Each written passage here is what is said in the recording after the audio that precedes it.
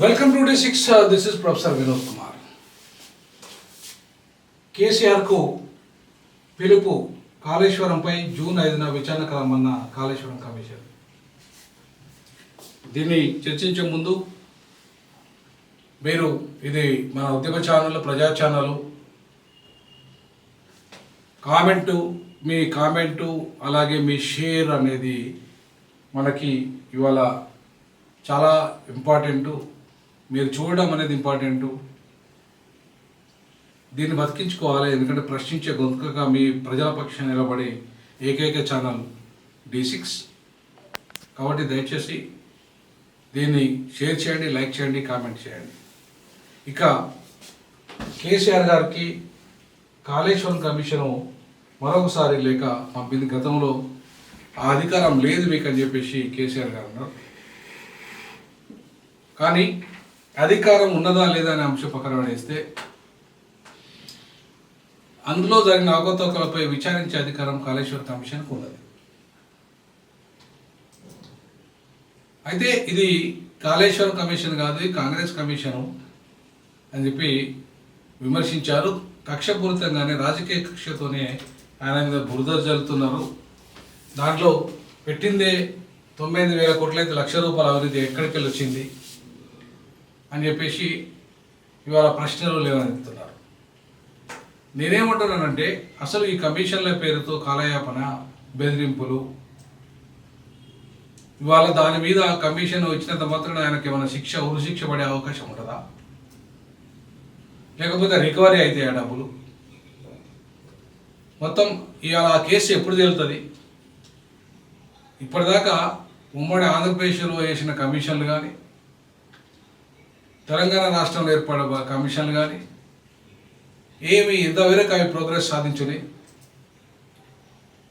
మరి దాని వెనుక ఉన్న మతలబ్ ఏంటిది అనే అంశాలను కనుక మనం పరిశీలిస్తే ఆనాటి ముఖ్యమంత్రి కేసీఆర్ గారికి కాళేశ్వరం కట్టినప్పుడు 2016లో ప్రారంభించి 2019లో అది పూర్తి అయింది. ఆనాడు నీటిపారుదల శాఖ మంత్రిగా, భారీ పారుదల శాఖ మంత్రిగా తన అల్లుడు కేసీఆర్ గారు అల్లుడు హరీష్ రావు ఉన్నాడు. ఆర్థిక మంత్రిగా ఈటెల రాజేందర్ ఉన్నారు. ఈ ముగ్గురికి కూడా వ్యక్తిగతంగా ఆధార్ కావాల్సిందిగా 5వ తారీఖు కేసీఆర్ గారికి ఆధార్ కమ్మని చెప్పేసి పంపిస్తే 6వ తారీఖున హరీష్ రావుకు, 9వ తారీఖున ఈటలకు వ్యక్తిగతంగా ఆధార్ కమ్మని చెప్పేసి ఇవాళ నోటీసులు అందడం జరిగింది. అయితే నోటీసులు అందాక స్పందిస్తానని చెప్పేసి ఈటల గారు స్పందించారు. కేసీఆర్ గారు ఇంకా దాని మీద ఏం స్పందించలేదు. కానీ కవిత గారు మాత్రం అది రాజకీయ కక్షతోనే కేసీఆర్కి నోటీసులు అందినాయి అని చెప్పేసి వారైతే స్పందించారు. అయితే దుద్దిల శ్రీధర్ బాబు మాత్రం కేసీఆర్ చట్టాన్ని గౌరవిస్తారని భావిస్తున్నా, ఇది కేసీఆర్ ఎర్రవెల్లితో ఆయనతో హరీష్ రావు భేటీ అయ్యారు. న్యాయ నిపుణుల సలహాతో 2-3 రోజుల్లో నిర్ణయం, న్యాయ నిపుణులు ఏం చెప్తే అది వారు వినే అవకాశం ఉంది. సో ఆయన పోయి రిటర్న్ అఫిడవిట్ ఒకవేళ ఇస్తే, లేదా ఓరల్గా చెప్తారా, రిటర్న్ అఫిడవిట్ ఇస్తారా, రిటర్న్గానే ఇచ్చే అవకాశం ఉంటుంది, లేదంటే వీడియో రికార్డింగ్ ఉంటుంది. సో కాబట్టి ఎట్లయినా సరే ఆయన తప్పకుండా కమిషన్ ముందు తన యొక్క ఏం జరిగింది విచారణలో వాళ్ళు అడిగే ప్రశ్నలకు సమాధానాలు అయితే ఇవ్వాల్సి వస్తుంది. ఒకవేళ ఆయన పోకుండా ఆయన తరఫున తన లాయర్ని పంపించి కూడా రిటర్న్ అఫిడవిట్ ఇవ్వచ్చు.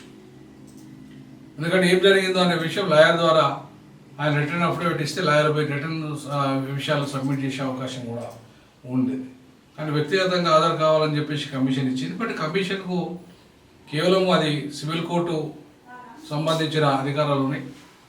అయినా ఆ కమిషన్కు ఇంకా మిగతా అంటే వాళ్ళు రేపు హైకోర్టు పోవచ్చు కేసీఆర్ గారు ఈ విషయంలో. ఒకవేళ హైకోర్టు పోతే హైకోర్టు ఏమి స్పందిస్తుందో చూడాలి. సో కమిషను ముందు హాజరు కావడం అనేది న్యాయ నిపుణులను సంప్రదించినాకనే నిర్ణయం తీసుకుంటాడని చెప్పేసి పేపర్లు అయితే చూసాం.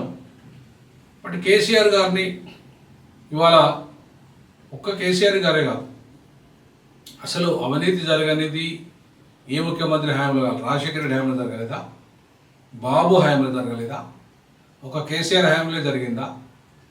రేవంత్ రెడ్డి గారికి తెలియదా మరి ఆ విషయం?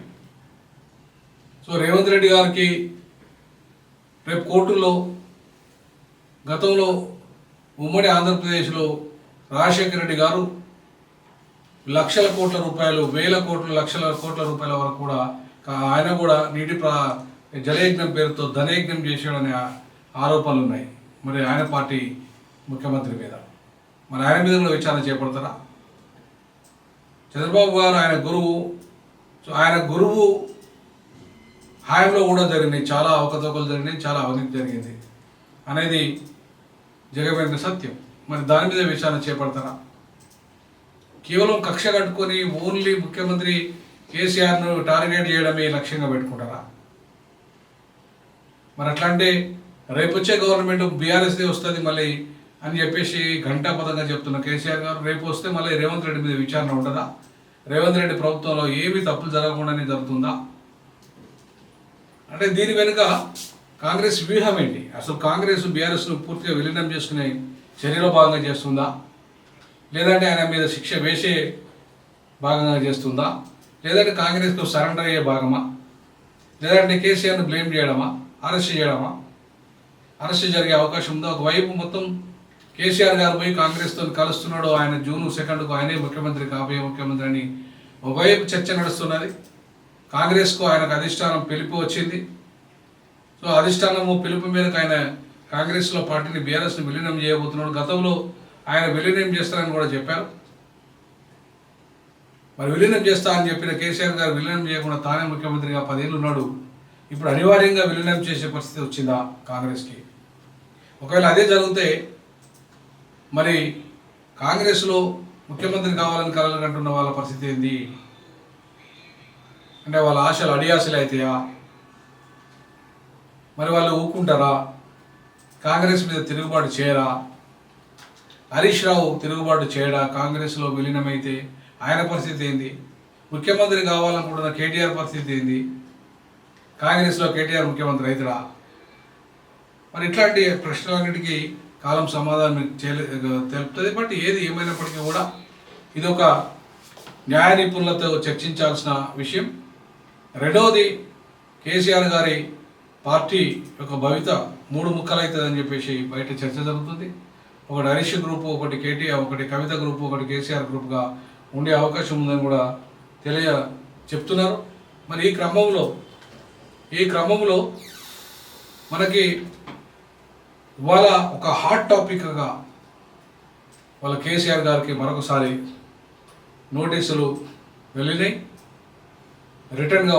అంటే ఆయన వచ్చి స్వయంగానే హాజరై కమిషన్ ముంగట, కాళేశ్వరం కమిషన్ ముంగట హాజరు కావాలని చెప్పి జూన్ 5వ తారీఖు రోజు అది ఖచ్చితంగా మీరు రావాల్సిందే అని చెప్పేసి కమిషన్ ఇవాళ ఇచ్చిన లేఖ మనకు స్పష్టంగా కనబడుతుంది. సో అయితే వారు నిజంగా వెళ్తారా లేదా, న్యాయ నిపుణులనే వాళ్ళని మాత్రమే లాయర్లనే పంపిస్తారా అనేది మనకు ఇవాళ సాయంత్రం వరకు కానీ రేపటి వరకు కానీ తెలిసే అవకాశం ఉంది.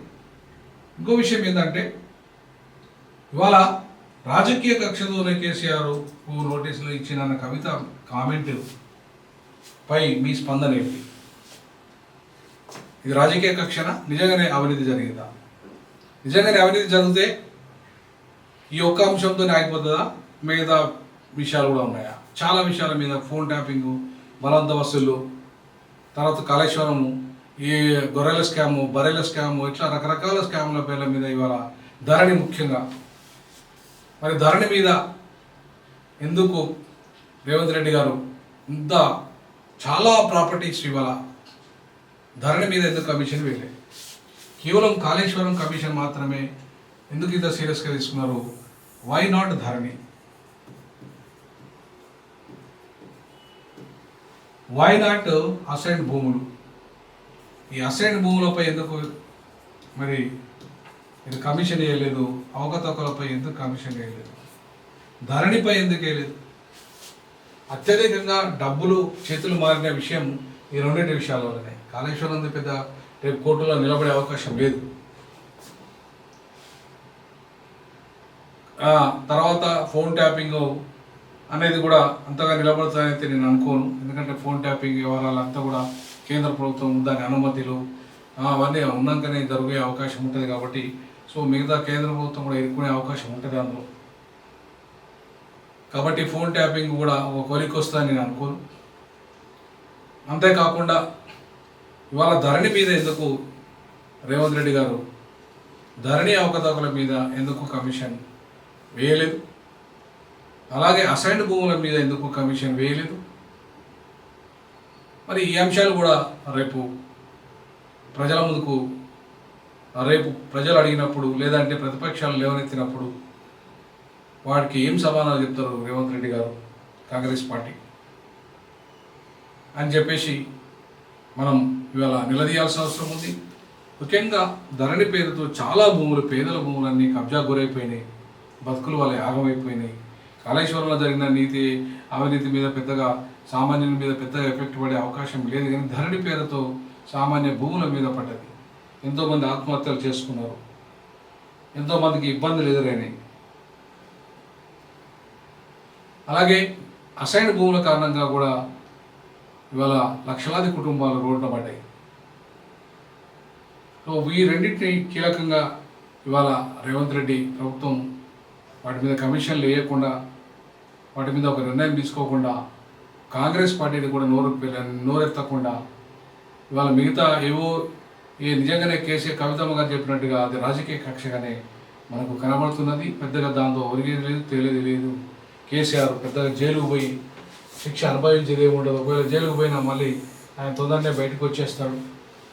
ఇంకా తొందరగా పుంజుకొని బీఆర్ఎస్ మళ్ళీ జైలుకు పోయిన వాళ్ళందరూ ముఖ్యమంత్రులు అవుతారు. కాబట్టి తిరిగి మూడోసారి ఆయన ముఖ్యమంత్రి అవుతాడు. ఎట్లయితే బాబు జైలుకు పోయి ముఖ్యమంత్రి అయినో ఎట్లాగే ఈయన కూడా అయ్యే అవకాశం మళ్ళీ ఉంటుంది.